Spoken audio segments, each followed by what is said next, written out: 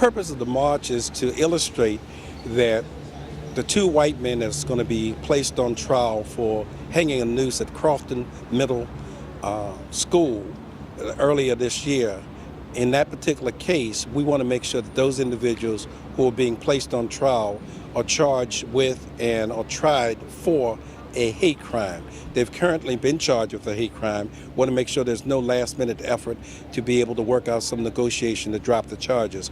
We want to make sure that the state's attorney and the court system here in Anne Arundel County treat this as a serious crime, as it is. We invite people to be at the next Caucus of African American Leaders meeting on August 8th, where we will be having retired federal judge Alexander Williams come and talk about what citizens can do to ensure that we have a more diverse circuit court bench, as well as that justice become a reality for all citizens. What do we want?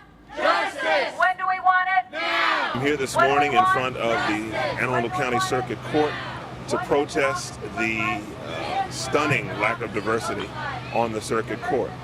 That we have a court that serves a community that is basically 25% people of color, and there are no people of color on the judiciary at all.